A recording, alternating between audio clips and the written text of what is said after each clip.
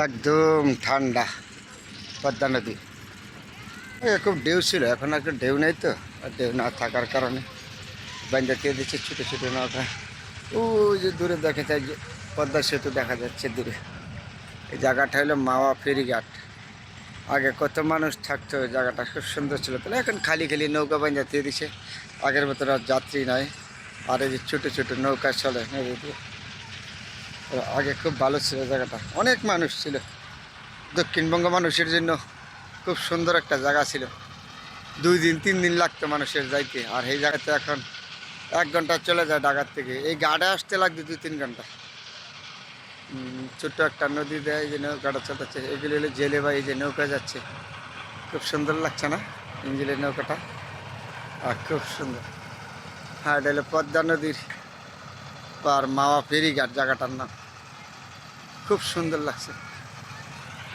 এই যে বাইন্দা দিয়ে দিচ্ছি স্পিড বোটের। আগে তো খুব চাহিদা ছিল স্পিড বোটের, অনেক এত চাহিদা নাই গা, মানুষও নাই গা।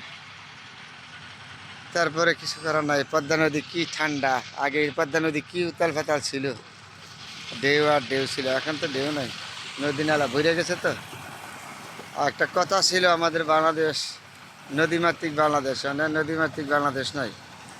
তারপরে যে নৌকা যায়, নৌকার একটু ঢেউ আছে, অন্যের কাছে ঢেউ নেই। নৌকাগুলি বান্ধা দিয়ে দিছে সরি সরি, আগের মতন যাত্রী নেই।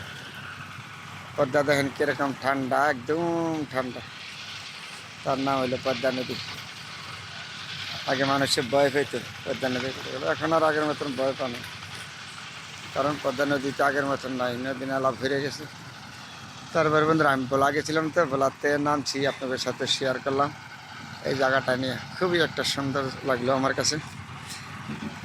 এই দূরে সুরে দেখা যায় জাহাজগুলি বান্ধা দিয়ে দিচ্ছে, এগুলি দূরে একটা।